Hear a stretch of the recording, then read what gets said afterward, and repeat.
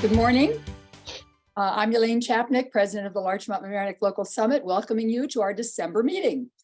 Well, almost all the leaves have finally fallen, the holiday lights are twinkling, and it's the season to hear about the current county budget and what it has. Elaine Chapnick, president of the Larchmont Mamaroneck Local Summit, welcoming you to our December meeting. Well, almost all the leaves have finally fallen, the holiday lights are twinkling, and it's the season to hear about the current county budget and what it has in store for our area. Here are today's chairs, Nina Riccio and Peggy Jackson, who will introduce George Latimer, our county executive. Nina?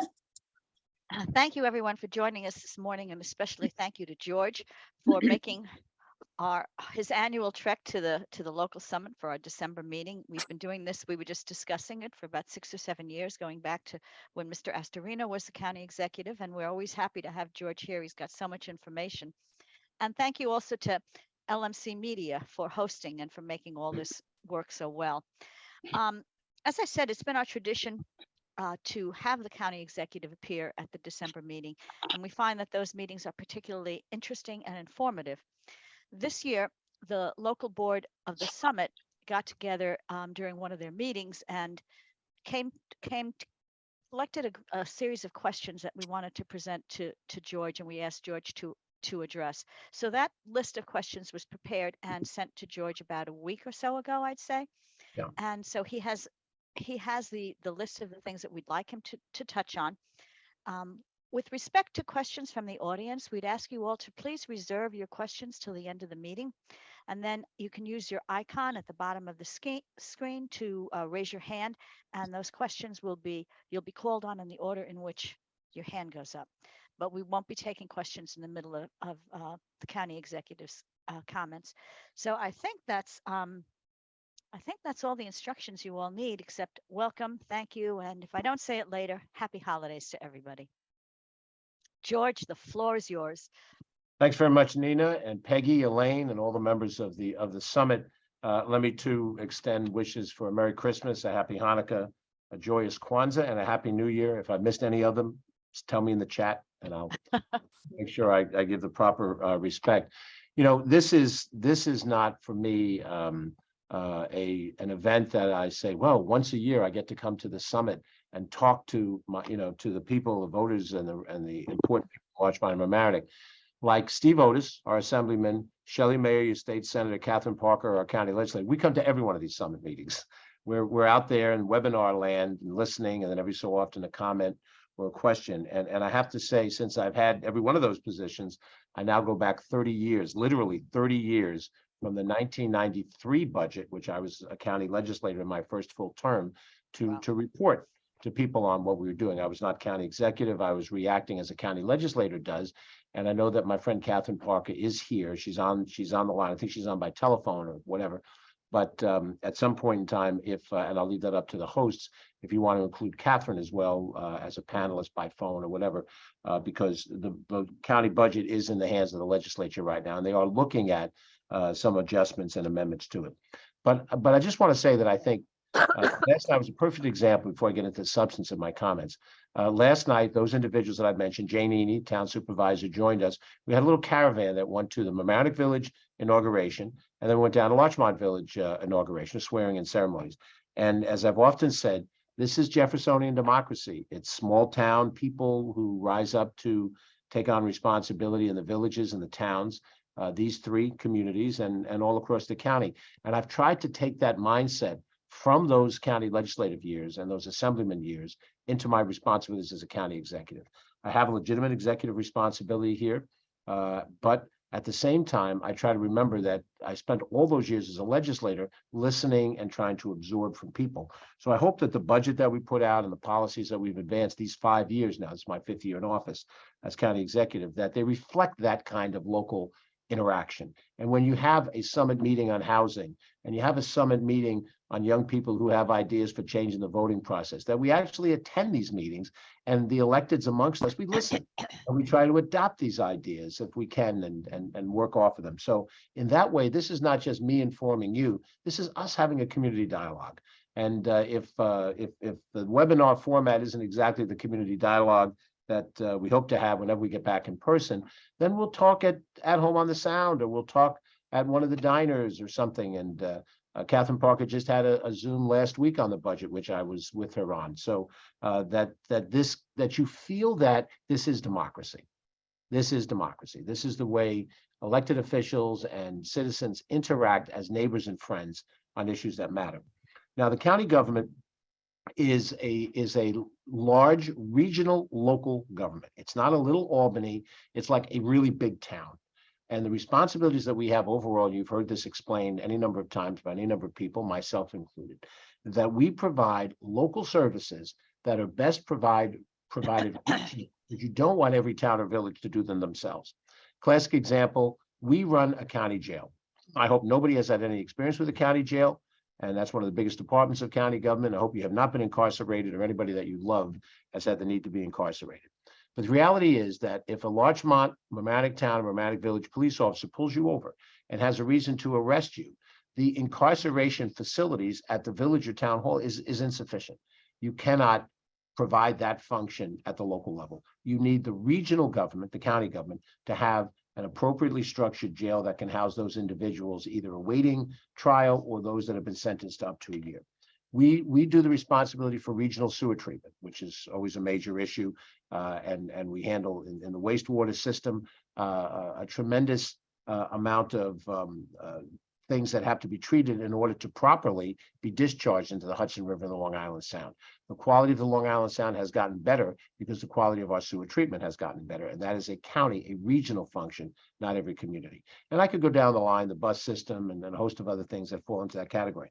People assume that there's overlap because they see different levels of government. And many times, if you move up from New York City, where you have a singular government, the city government of New York, it is monolithic in every way. Very hard to reach decision makers in that level of government. So people think that, oh, well, there's a village and there's a town and there's a county, and what do they do? And it all meshes up. But there's a segmentation of duties where the county police polices the highways and the county-owned facilities. That's not overlapping the Larchmont, the Mamaroneck Village, or the Mamaroneck Town Police, but it can work complementarily when there's or if there's a bomb threat, in which case the county has the professional bomb squad that can come in on a regional basis and provide that local function. I say that because when you talk about the budget, what's the first thing that people say? I don't know what the county does. What does my taxes go for? Right? Now, biggest department of county government is the Department of Social Services. If you're not on social services, you don't interact with that department, or if you don't have somebody who is in your world. Second biggest department is corrections, and we've just covered that. And if you haven't gone into jail and never interacted with corrections, you don't deal with the probation department, which is a large department as well. It's not the third largest, but probation follows corrections. You have no interaction with those departments at all. So you don't know what county government does. But administering the social service programs in all of its complexity is an essential responsibility of the county government as tasked by the state of New York and the federal government. And when somebody says, where's my $3,000 that I'm paying going, those are 2, 3 of the major departments. We also have departments that provide backup services that you don't see. Larchmont, Mamaroneck Sanitation, Mamaroneck Village, DPW picks up your garbage. What you don't see is that it goes to a transfer station. And from the transfer station to Charles Point, that's the county's responsibility. And it's the county's responsibility through our refuse district to dispose of the garbage. So you see the role of the local government, but you don't see the regional government that sits in a compatible status of that. When we have a household chemical cleanup day, we do them at Playland, and then we have a permanent site in Valhalla. We have these collection sites all over. You bring by and drop off whatever you have in the house that you can't dispose of through the garbage or through the going down the drain. And that's the county's Department of Environmental Facilities that runs the sewer treatment plants and runs the waste stations and does those functions. Probably the biggest thing that you see and clearly benefit from is our park system. We have 55 parks around that are county parks, and I call them regional parks. Saxon Woods is a regional county park. And what does it provide? It provides public swimming. Now, you happen to have in Hommocks in Mamaroneck a local public swimming facility, but many communities don't have a public pool. In the case of the county, we have 4 and soon to be 5 when Playland's back online. We have county pools. We have county golf courses. Mamaroneck, the Mamaronecks in general, Larchmont Mamaroneck does not have a public golf course. Rye has the Rye Golf Club, and Eastchester has Lake Isle, but most don't have that. And as a matter of recreation, we provide 6 courses like that. We have 6 nature preserves. Some communities have them. You do at Sheldrake, some don't. And that's the function of county government. We have authority to legislate in certain ways that looks like miniature versions of the state, but it's not universal. And some of the issues that are on the table now are examples where either the Board of Legislators or my office has decided we want to do some function. Flavored tobacco is the most recent issue, where we have some authority in an area where the state and the federal government have more authority.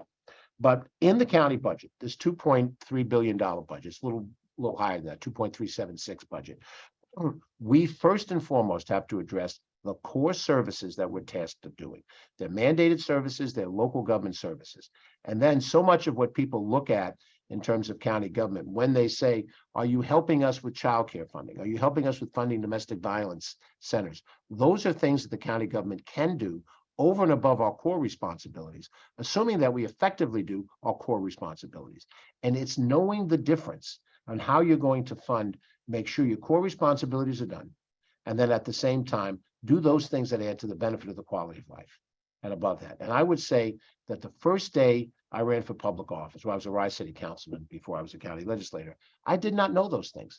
I'm from this county. I grew up in this county, well-read, lived in a couple of other states, came back to New York in my early 30s. And I didn't know what the county government did at that point in time. I was on the commuter train into the city every day, had a job on West 50th Street. I had travel for my business, for the company I worked for. I had international responsibilities, and I didn't think about these things. And most people don't until something goes wrong. And then when something goes wrong, who's responsible for that? Who do I blame? Who do I finger? And so that's why having the chance to explain what county government does. Catherine does this all the time. I try to do it as well. Our good friend Judy Myers, who served in this position, did that as well during this period of time. It's a never-ending battle because it is not normally obvious as to what those things are. The questions you've asked are good general questions, and I'm happy to get into them, but I do want to do that with an overlay that the county government does provide essential services, whether you see them or do not. And over the last 5 years, we've tried to govern in a responsive way, in a very sensitive way. My political philosophy differs from my predecessor. I believe that government has a role to play in dealing with our societal problems. I do not believe that government should intrinsically be shrunken down to the smallest possible unit that it could be. But I also recognize what the limits of government are, and that you can't possibly do everything for everybody in the way you'd like to do it, and not with the county level of resources. So we fall somewhere in that gap, and it's really up to the individuals to decide.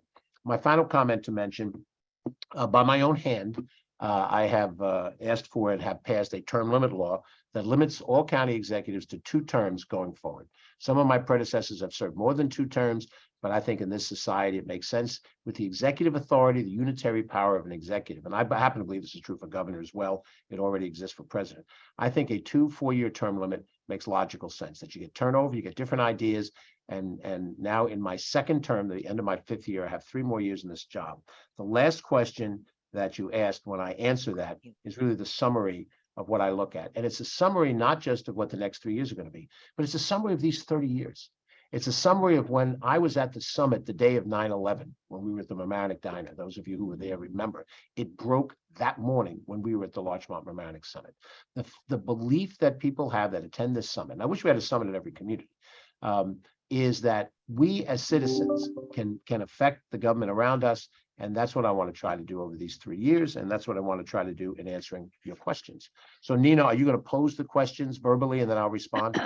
Well, it's up to you, George. Well, why don't you pose the questions, since they're kind of happy to do that. Then I'll respond. Our first question had to do with inflation and how it's taking a toll on many families and businesses. And how has your budget been affected by current economic conditions?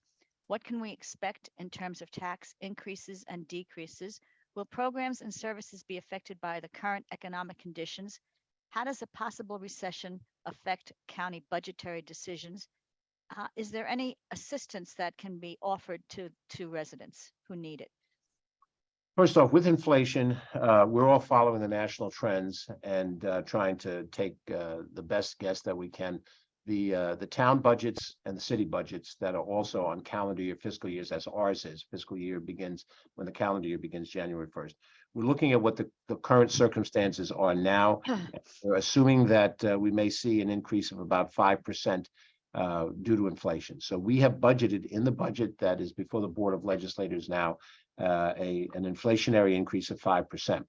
If somebody were to say, as I saw in a newspaper last week, oh, you're spending more money this year than you spent last year. Yeah, that's called inflation.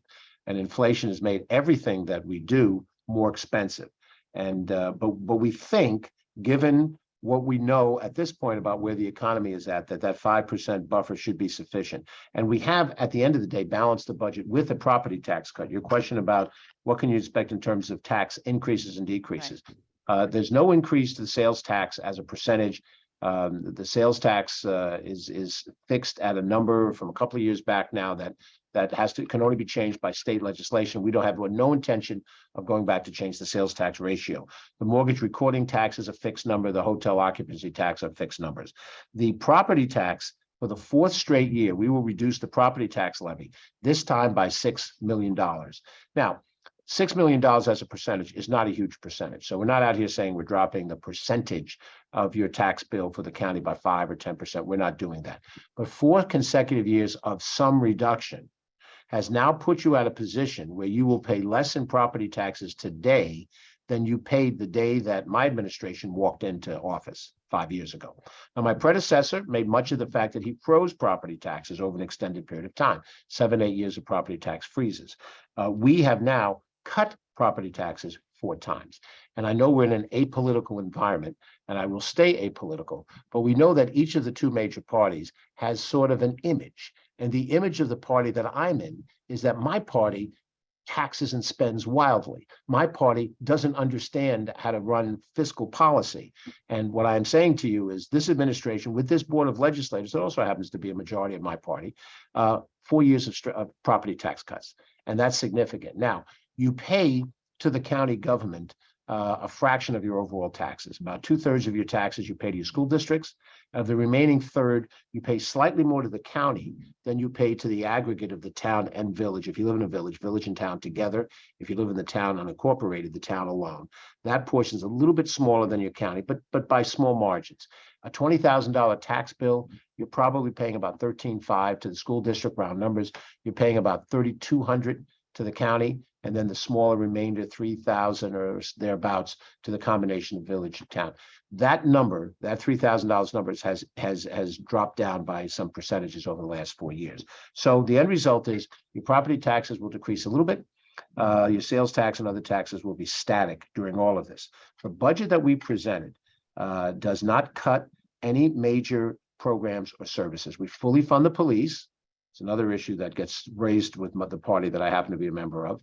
We fully have funded the county police department, highest level of support for the county police and the law enforcement function, full support for our correctional institution. And don't think, and we'll get to this in the next question about crime, don't think that the way we deal with crime is only through the police. It's how we deal with the corrections and the probation function that also reduces crime. So we'll talk about that in a second. Fully funding the correction, the probation departments are part of that. We fully fund the public health department. Who doesn't know how important the health department was in the last 3 years with this pandemic? They did unbelievable yeoman's work. And right on down the line, the mental health department of county government emergency services and across the board. Many of the departments that we run provide regional services for training. We provide training for almost all police officers who are hired at the county level for the local governments. We provide training for firefighters, both volunteer and professional firefighters. And all of that we've been able to do with the inflationary trends and not raise your property taxes and, in fact, lower them over the next couple of years. However, and here's the proviso, the big asterisk, and everybody has to do this. We don't know what's going to happen to the economy ultimately by the end of 23. We hope for stabilization, that inflation will start to decline a bit. And if it does, we're better off for it. If something else happens, then what we have done is we've made sure that we have robust reserve funds. Our reserve fund now is a multiple of 5 over what we had in the first year when we took office. And that means that just like your savings account, if something bad happens, if your boiler breaks in your basement and you need a new heating system, if your engine block, if your transmission fails you and you have to rebuild your transmission on your car, then you need a ton of dough right away. You need to go to your savings account. You have to have your savings account up to date to handle those emergencies. Our savings account, our reserve fund now is building back up to a professional level. And that's why we've had an increase in our bond ratings. The bond rating agencies have looked at Westchester County over the last few years. And they said, you've had, frankly, conservative fiscal policy, and it warrants a positive outlook. Shall I move on to the next question, George? Yep. Yep. Okay. This question has to do with whether or not the crime rate is up or down in the county as compared to a year ago. Are crimes involving guns on the rise in the county, and are gun sales up in the county? Basically, the concern among many members of the board of the summit is about guns, gun sales, gun crimes. What can you tell us about the county's position on that? Other than Well, that you first, obviously oppose it. right. First of all, crime is down in Westchester County over the 5-year sweep from the day that we took office. And I use that reference because that's a long enough period of time to determine if our policies have some effect on crime. And since the argument has been that policies of a certain type of my party or my administration make it easier for criminals to have crime, then you look at the crime rate, and the fact is the crime rate is down rather dramatically. It has gone up in the last year by a slight uptick. And it is more in the area of property crimes, particularly auto theft, than any other single crime. The random street crime fear, which is the classic crime is up fear, that you are walking down Larchmont Avenue or Mamaroneck Avenue, Chatsworth Avenue, Palmer Avenue, and someone comes up to you and accosts you and robs you or worse. Those types of crimes are minimal in Westchester County, even in the most urbanized of our areas. There have been some gun crimes over the course of the years, slight bit more this year than last year.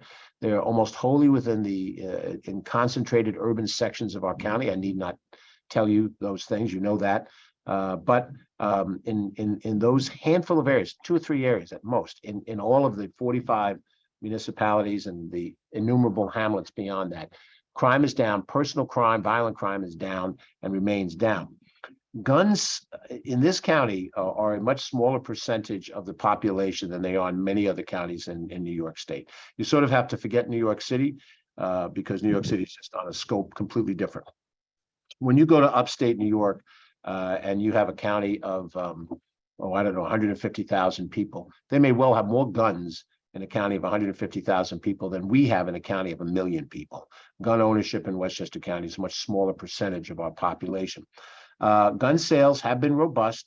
We generally have more gun sales, frankly, in the northern part of the county than we do in the southern part of the county. There are more gun stores in the northern part of the county, and I think it reflects, some of the demographics. Again, staying apolitical, in community A, which has a certain type of tilt, you see more of an interest as a gun store and other types of things. And in community B, there is none of that, and that's sort of the difference.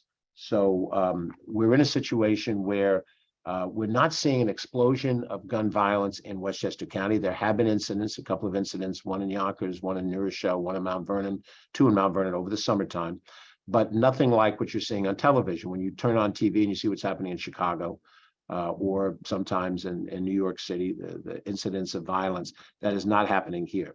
I attribute that, obviously, we're a suburban environment, and that's a different environment to operate in. I also think we're getting excellent work from the police department. And the things that keep crime down are not just, quote unquote, being tough on crime. That's rhetoric. When you have a fully funded police force, when you have community policing, in which police are out in the communities, particularly the communities of poverty, and they're interacting. We do this with the county police in Mount Kisco, and they have a good relationship with the local organizations, the community resource centers, not just of Mamaroneck, but of the county, and interact, and you reach young people, and you create a different dialogue between police. When you go into our correctional institution and you see that we have programs that help an inmate, a resident, get a high school equivalency diploma, take college credits, get certification as culinary arts, a cook or a landscaper. Why? We're not coddling them. We're trying to give them a better life. So when they come out of the prison, they don't return to a life of crime. And we've had a very, very low recidivism rate in our county jail. And keep in mind, our county jail is the equivalent to Westchester, what Rikers Island is to New York City. Same principle of what it is. And of course, Rikers Island is a very difficult place. The county jail is on a completely different platform. The programs that we have help reduce that. And our probation department, we stay very hands-on, even during the pandemic, amazingly so. We stay hands-on with the people that are out on parole and do the best we can with professional people to help guide them as best as we can to, away from a bad return to life. And that reduces crime. And I should point out that both our corrections department and our probations department are wonderfully diverse. We have men and women. We have African Americans and Latinos, those who are of European background and some Asian in those two departments. So they reflect the communities that they're working with, and I think effectively so. So crime, the fear of crime is real. People fear what they fear. The way to address it is by your policies and your procedures in fighting crime, and to make sure they don't let sensationalization of an incident, however horrific, become seen as the trend. There are always horrific incidents. There are horrific incidents in Texas and Florida where they have the toughest laws against criminals, and they still have criminal behavior. But we respond, and I think effectively, and I think we have safe communities here in Westchester.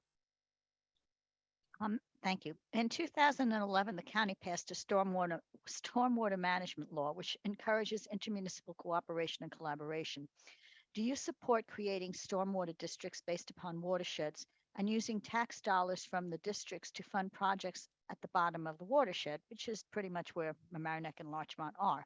Right. Would you support a mechanism to have contributions made to a flood mitigation fund by developers or municipality whose construction and building is exacerbating the problem downstream? What kind of mechanism would you support to address the cost and cause of downstream flooding, which is where we are, downstream? Well, I live in Rye, which is also downstream, Yep. and New Rochelle is downstream. And let's talk turkey here. Mamaroneck has had terrible flooding, and other places have been affected by it too. Rye City has had bad flooding. Portchester was hit badly in the Ida flood of a year ago.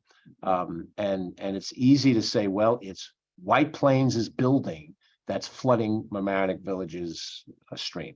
That mindset is not going to get us where we have to go. So I don't support individual districts. In fact, I support a consolidated countywide district where you can move assets around to deal with problems of severity. I had a person on Catherine's Zoom call, who went on and on about how Mamaroneck is the only place that has flooding. And I said, no, Mamaroneck has terrible flooding. We've allocated this budget, which is one of the answers to your questions you've raised. We've allocated well over $10 million as a county to contribute to the cause of fixing the Mamaroneck and Sheldrake project, that U.S. Army Corps of Engineers project. It's a dramatic project, but I've got flooding everywhere. I've got Bronxville flooding. I've got Yonkers flooding. So my sense is not to say, well, White Plains better do this to help Mamaroneck. We need a countywide strategy on stormwater management, but we have to be able to move resources around, because here's one of the biggest problems you have in dealing with flooding. And I saw it even in the city of Rye, where I was a councilman. If you are not personally affected by flooding, you resist spending any money towards somebody else's flooding. You know what they say? Why do you live there? You chose to live there. And so that argument, and in the city of Rye, where you have two flooding corridors, Beaver Swamp Brook on the western edge of the community, where it borders Rye Neck, and the Blind Brook that goes right through the heart of the town. Those areas flood pretty badly. And when I was councilman and we had a plan to do this, that, and the other thing, we had pushback from people that didn't want to contribute to the overall solution because they didn't suffer from it. I think we have to generalize the strategy and make everybody understand that the quality of life in Westchester is improved by dealing with the flooding problem to the greatest extent possible. And that is where the county's role is important in working with the municipalities, but the real role here has to be the state and the federal government. And the state has done certain things, the federal government has not.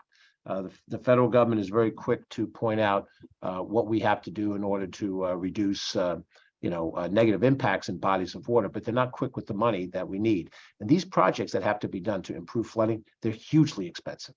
I couldn't begin to calculate if just what's going to happen in the Sheldrake and the Mamaroneck corridors, which won't solve all of our problems. If that's an $82 million project, I shudder to think what the price tag is in Westchester overall when I have to deal with Mount Kisco and Bronxville and Yonkers and Portchester and New Rochelle and the other flooding corridors.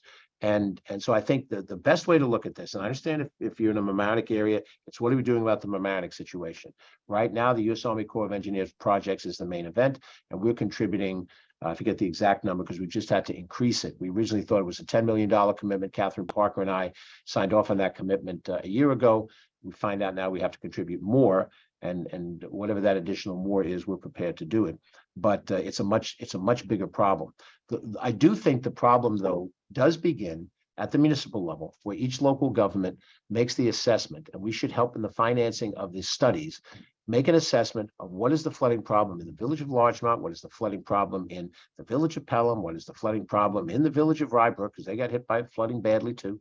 And they come up with a game plan. They price out the game plan. And then we see the macro number, which will knock your socks off. And then we begin the process of getting the federal government to assist the state and the county all the way down the line in a variety of these projects that can be done. And I think that's the logical way to do it. And I think the mechanism in terms of getting businesses to contribute to a fund as part of their development, that is a strategy. But the home rule realities of New York State are such that every community makes the decision as whether they allow for development or not. Community A will allow for a 40-story building, community B will not. And so what a developer does and how much money is developed in that fund is, going to be hard to pin down. I think the correct answer is county, state, federal percentage commitments to a master plan of flood remediation. And some of the things are easy to do, some of them are very hard to do, but I think that's the path we're on. And it's a multiple year process. And, I know I'm not going to be in office in the time it's going to take to fix this, but I would like to see us make some strides while I am in office. Thank you. Our old favorite, affordable housing is a chronic and persistent problem in Westchester County. We all know that. Are there any steps being considered at the county level that might help alleviate the problem? And what can the county do to assist renters and first-time home buyers?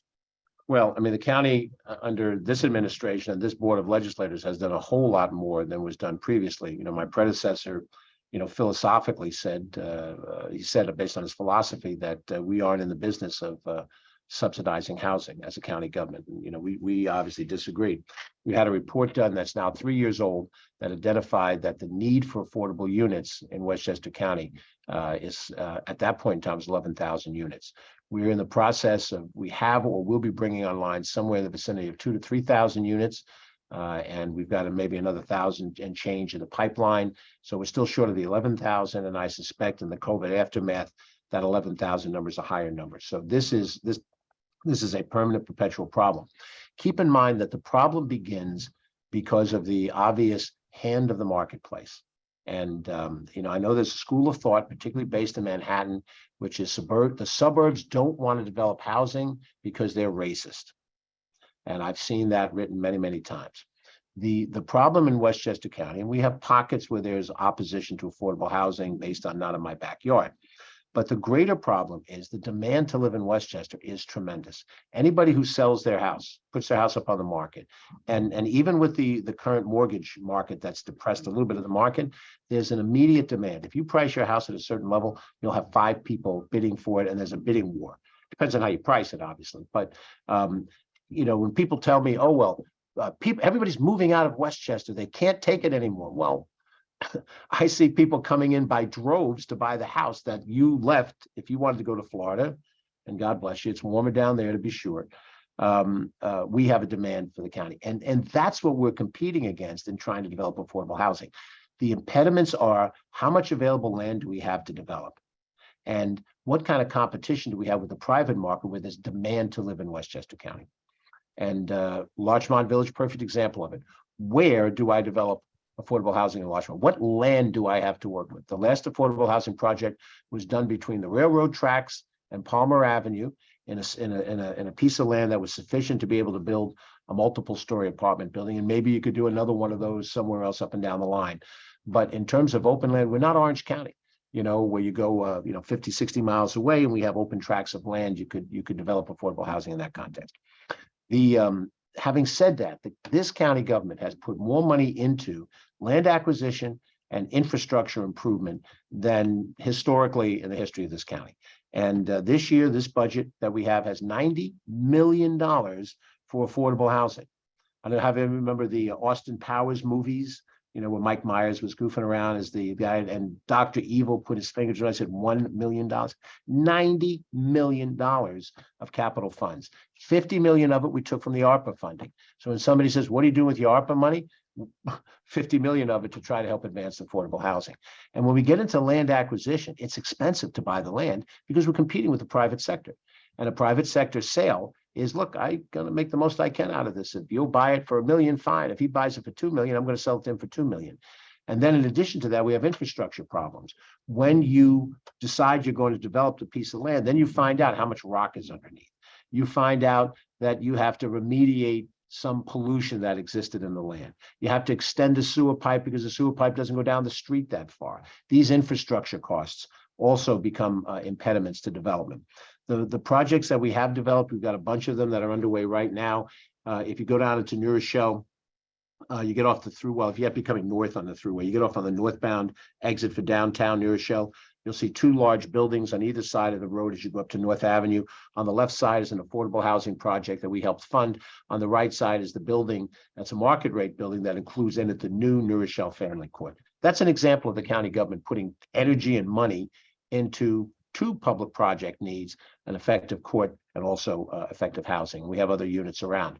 Whatever efforts are being made in Larchmont, Mamaroneck Village, Mamaroneck Town for affordable housing, the county is a partner. Norma Drummond, our director of planning, Blanca Lopez, who's been on here as a deputy director of planning, deeply involved in housing and deeply involved in trying to help develop as much as we can. Having said that, with all of our efforts, we're well below what we need. And so the question of what do we do to assist renters and first-time home buyers becomes problematic.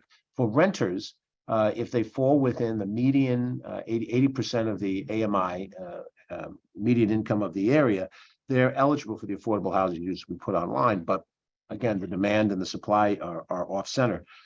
We have partnerships with a number of existing organizations. Westchester Residential Opportunities comes to mind.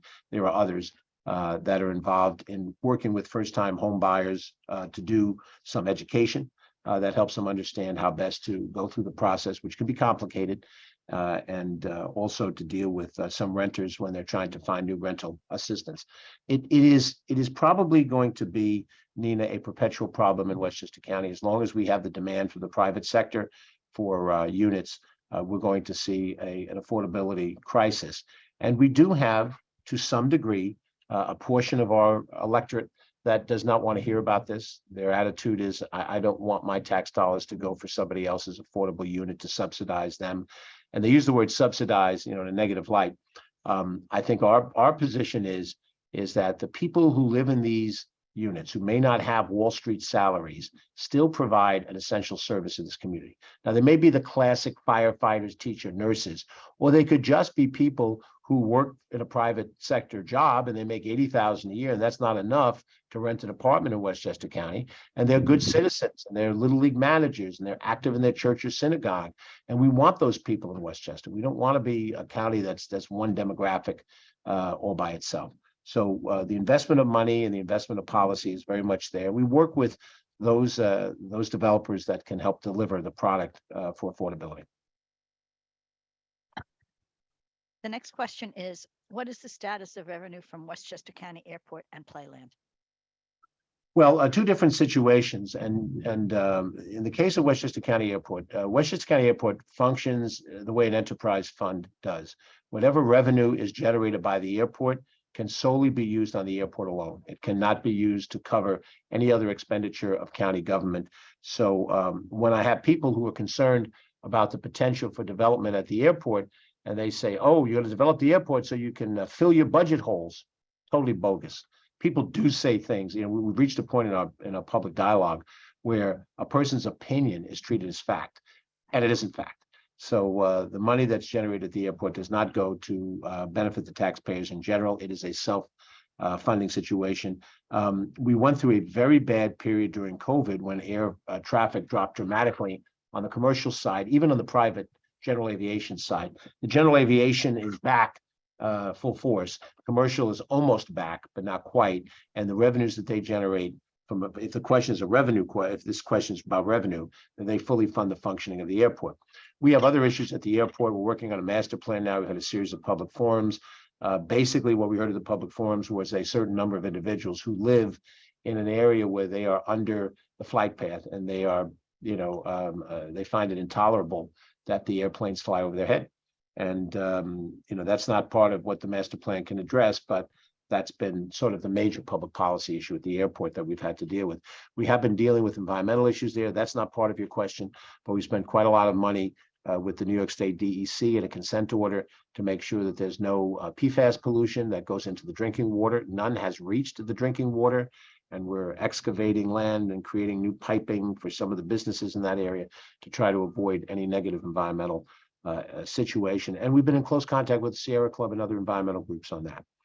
Playland's a different story. Playland, by my predecessor's hand, was contracted to a private entity for 30 years. One of those years has passed by, and Standard Amusements now operates Playland.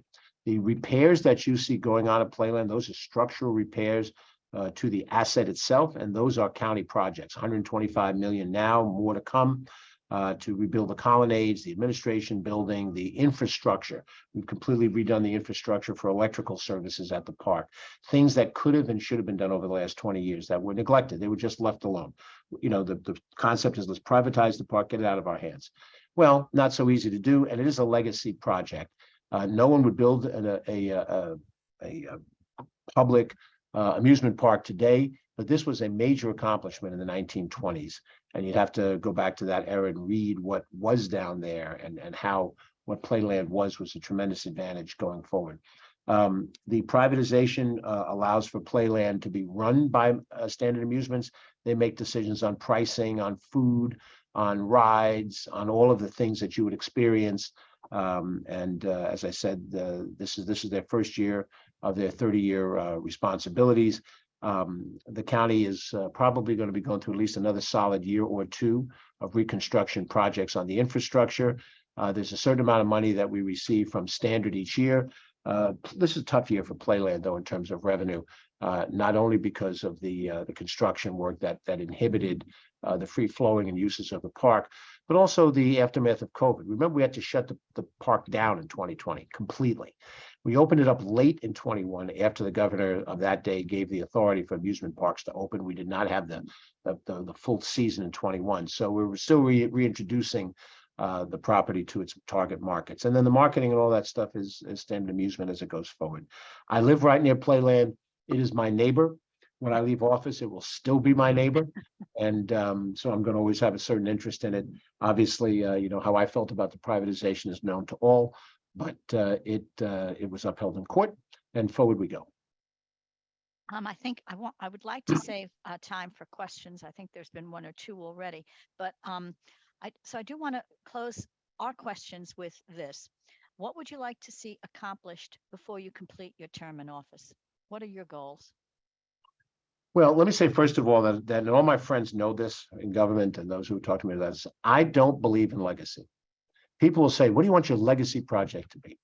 The truth of the matter is, if I went into the Nautilus Diner in the middle of a busy luncheon day and I stood up in the middle of the room, took everybody's attention, I said, I have a $100 bill in my hand. Tell me who Alfred Benedict Del Bello was and what his major accomplishments were. I guarantee you, unless there's one old timer who would know, the $100 would just sit in the air. And then I said, I'll give you a second bite of the apple. Andrew Patrick O'Rourke. $100 bill, same thing. Andy O'Rourke and Aldo Bello, followed by Andy Spano, and Andy Spano is still with us. We've lost both Mr. O'Rourke and Mr. Del Bello. Accomplished so much that it would take, a 1-hour explanation. I would be the historian and tell you what they did as county executive. The people just don't even know that they were there. So in due time, no one's going to know that I'm here. And I understand that and I accept that. That's why I embrace term limits, because I realize your time in a job, your time on the planet is limited. What do I hope to accomplish? First of all, I want to accomplish more of the physical plant upgrades that we've done. Sprain Ridge Pools, Miller House, North County Trailway, South County Trailway, Memorial Field, New Rochelle Family Court. All of these things lay fallow for years. Now they're fixed. There's more of those to be fixed. The county center is one of them, and others. So I'd like to do as many of those as I can before the end of my tenure. What I'd like to make sure that we have fiscal integrity and stability in the budgets. I like to see our bond rating continue to go back up. If it can get back up to the AAA, then I would consider that an accomplishment. It's not easy to do. The rating agencies want to see multiple years of continual good fiscal policy, and anything that might happen that could throw that off the base, recession, major tragedy, cost could throw us off. I'd like to see if we can sort of institutionalizing, I know it's not possible, it's what I like to see, the collegiality and the collaboration that I so believe in. If I'm a failed county executive, at least everybody on this group will know that George Latimer believed in cooperation and collegiality, that he treated a village trustee and the head of the Chamber of Commerce and the guy who's running the Little League as equals, and we were all in this together. And we've lost that in government. We've lost that. There's an imperial nature of things. You know, I don't drive around with cops driving me around. I don't have 5 aides with me. That wasn't the way it always was, right? I'm just George, the same George in the Nautilus and the Mamaroneck Diner that I was 30 years ago as a county. I'd like to see if we can somehow make the county government feel more like the village and the town government. It's a neighbor who happens to be on the village board. It's a friend who happens to be on the town board. Oh, by the way, your county legislator, your county executive, these are people we know. And I can go up to him and say, George, I disagree with you on this. Why do you disagree with me on this? Because of this. All right, let me jot this down. Can you send me an email? Let's see if we can do something about it. I don't know that you can ever lock that in, because the personality of the executive will always drive the train, but it's what I aspire to. Let me go and see if we can get to some of the questions. There was an early one. I think it was from Janet O'Connell. I've got to find it now. Here we go. Janet said, this is quite a while ago in the beginning of your speech. She asked you to comment on the loss of Democratic congressional seats in last month's election and Hochul's poor showing. Was this because of the Democrats' gerrymander shenanigans? Well, first of all, the Democrats in the state legislature that prepared the original lines overreached. If it's a shenanigan, it's no more of a shenanigan than the Republicans of Texas and the Republicans of Florida. And they're playing a national chess game. So, before you say the Democrats in New York did this, understand what the Republicans were doing in states that they control. But the Democrats overreached in the original lines without question. I think the adjudicated case that threw them out was a proper case. However, the mistake in my judgment was that they weren't sent back to the legislature with an admonition by the court. You will produce better lines. You will do it in 10 days, because it is the legislative function to do the lines, not a court function. And of course, unfortunately, I think this is a mistake made at the highest levels of our court system to then allow a judge in Steuben County to announce a map maker. And that map maker decided to take the Upper West Side and put it in the same district as the Upper East Side. Who knows New York that puts the Upper West Side and the Upper East Side together? Who does that? And the maps look good on paper, but don't reflect the realities of the state. And certainly the climate of the state, the concern about crime, frankly the inability to address that issue, in my judgment, forthrightly, as I think we did in Westchester. I think we addressed the fear of crime forthrightly, and I think it was reflected in the results that we had. Our state legislators are appreciated for who they are. Shelley Mayer, Steve Otis, and others. They didn't have to run against a tide of opinion about, Democrats are soft on crime. So I think all of those things contributed to the result. And now we go forward and we try to see if we can govern in this climate. And we'll find out today what happens in the Senate race in Georgia. The next question came from Patrick Gannon, and his question is, the Hutchinson River is one of the most polluted water bodies in the state. What can the county do to help rehabilitate the river?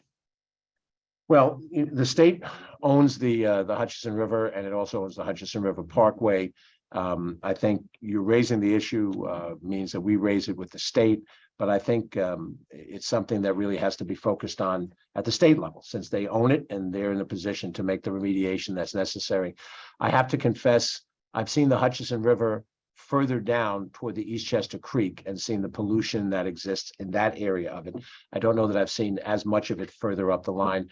And what I'm going to do, Pat, I'm going to put my my email in the chat, and feel free to send me an email with some detail on this, but it's going to have to channel through the state. The county doesn't have direct authority for the Hutchinson River. There were three further questions from three people who have been listening in: Louis Hertzberg, Rodman Reef, and Ann Chodash. But they did not type in. Oh, wait, maybe there's a question coming up now.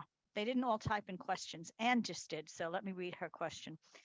Is there any project proposed to upgrade, expand the passenger waiting area at Westchester Airport? That's part of the master plan, and we asked for dialogue about different issues, and we got one or two comments that pointed out that the terminal is now not an efficient structure given the TSA rules. When it was built, and it's still relatively new in its feeling, but it needs to be reconfigured. I would agree with you. Any change at the airport, however, comes with a tremendous group of people that are concerned that anything we do at the airport automatically means expansion of the airport. So what I've argued is that in the master plan, we will probably identify a modernization that's needed and probably have a plan drafted that would show how it gets reconfigured.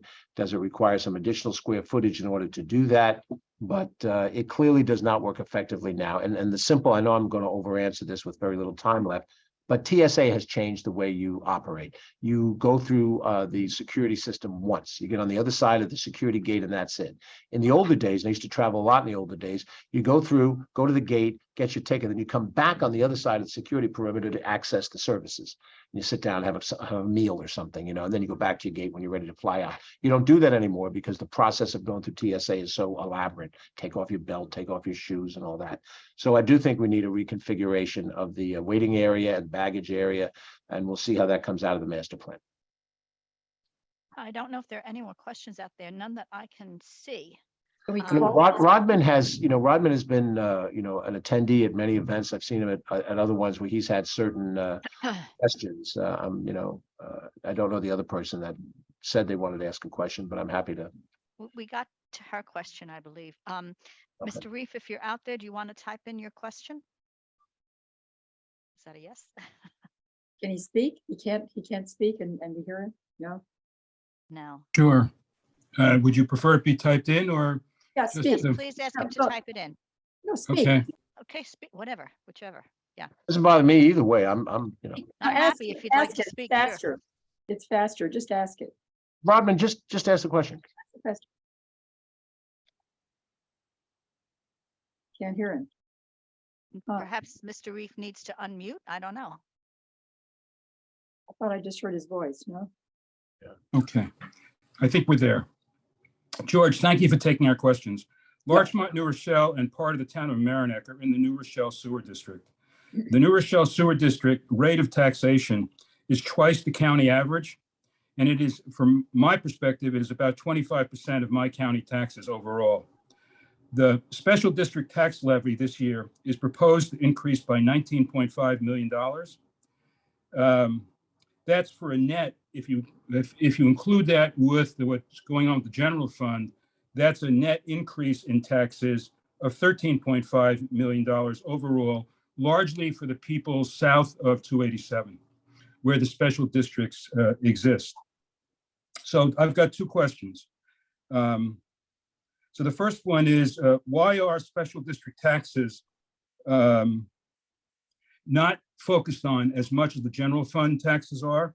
And when it's talked about, we talked about the general fund taxes going down, but we're not talking about the special district taxes going up. Well, each district, Rodman, has different assets and different obligations and different needs. The one district has had to upgrade by federal mandate their operations. Another district did not.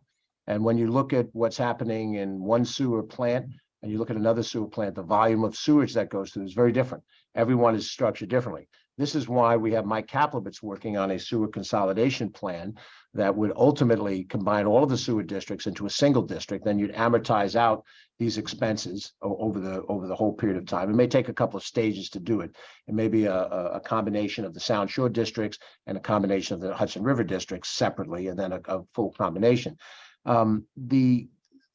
How much people talk about these things is anybody's guess.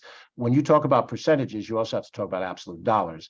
And the absolute dollars in the special districts are much lower in general terms than they are in the overall county budget. But, look, I think the historical conversation about the county government has always been about the general fund. When my predecessor said that he had frozen taxes for 8 straight years, he had talked about the general fund, which is the larger piece of money. So I talk about that same situation. I understand that the districts, some districts increase more than others, and that is a financial impact in those areas as well. But, to the same extent, when you look at the different sewer plants, you're looking at different assets and different obligations in each one of them. That accounts for why they're different. And what happens in one area is not necessarily what happens in another area. Thank you. I think you've answered my second question also at the same time. So thank you very much. Louis You see more? Herzberg. Louis Herzberg had his hand up. Maybe he can speak if he unmutes and ask his question. Louis, are you there? There was another question that showed up in the chat by Jenny Gear. If I can read it for you, since we seem to not be hearing from Louis. George, would you please say a few words about the flavored tobacco ban that you alluded to earlier? I understand the BOL. I don't know if that's BOL or Board of short Legislators, yeah. BOL. Board of Legislators. Okay, I was thinking Village of Larchmont passed it, and you are considering whether or not to sign it. Yes, the Board of Legislators passed a bill, and again, Catherine Parker is online here, I guess by phone, and she certainly can comment on it. Board of Legislators passed a week ago a bill that bans the sales of flavored tobacco in Westchester County. 3 or 4 years ago, we raised the age for all tobacco sales to 21. So no one under the age of 21 is eligible to buy tobacco in Westchester County at all. Now we're talking about banning the sale of flavored tobacco to those people 21 and over. And flavored tobacco includes a host of different types of cigarettes, most notably menthol cigarettes, which is the largest piece of them. But there are other flavors too, I'm told. Mint, wintergreen, I've never smoked, but it also involves cigar tobacco and pipe tobacco. And it includes tobaccos such as is used in the Middle Eastern community for hookah, which is also flavored tobacco. The bill itself passed by a vote of 11-6. A number of our legislators, Catherine Parker, Nancy Barr from Rybrook, voted for it. Damon Marr voted for it. Some number of legislators voted against it. Terry Clements of New Rochelle, Tyree Woodson Samuels of Mount Vernon, and a couple of the Yonkers legislators. Part of the issue, certainly in favor of it, is the general pushback against tobacco in the society, that anything we can do to reduce tobacco consumption is good. An argument that big tobacco markets to us and tries to get people to smoke is an ongoing issue. We have in Westchester County, I understand, the lowest percentage of tobacco consumption in any county in New York State. Sort of along the lines where we have the least amount of guns as anybody in New York State. We're a different kind of county. But on the pro side, the arguments have been that this will serve as a further restriction and hopefully incentivize less smoking of tobacco products, in this case, menthol tobacco products. The opposite side argues that it is an infringement upon an adult's right to smoke. The product isn't illegal. So if you're over the age of 21, nobody is arguing that you should be able to smoke under 20 or you should buy it under 21. That if you're over the age of 21, it's an individual decision.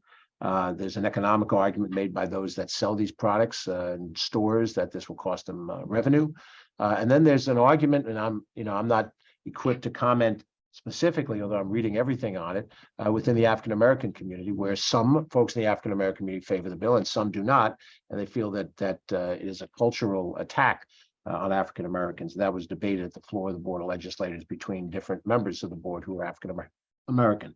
So I have a certain number of days to act. I can veto, I can sign, or I can let it become law without my signature.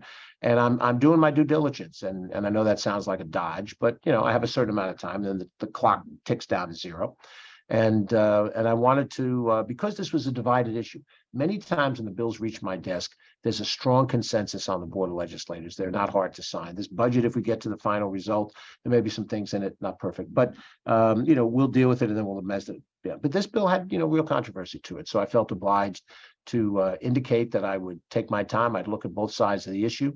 I've gotten plenty of emails, Jenny, that say sign the bill, and I've gotten emails that say don't sign the bill. So it's not monolithic one way or the other. And so what I will do is I think we'll let the budget do its thing on Monday, and then I'll have a public announcement next Tuesday of my action on the bill. And then, of course, the people who don't like whatever decision I make will tell me in Technicolor. I don't think there are any more questions. Do you see any, Elaine? No, I don't. And we No. had from Louis Herzberg. So I think we're going to wrap it up because it's just a little after 9, and I promise everyone will end promptly. So I want to thank all of you for attending and you. let you know that next month we will resume our normal schedule of second Tuesday of the month. That will be January 10th. And at that time, we'll be hearing from the students of Joe Liberty's civic engagement class at Mamaroneck High School. And they will present their current project, which I think is about theft. wage theft, right? Wage theft, Correct. yes. So I want to, I hope you will come and join us in January. And in the meantime, have a very happy holiday, everyone. Thank Thank you, everybody. Thank you, George, Thank very you, much. George. Thank you, Thank you. LMC Pleasure to be with Media. you all.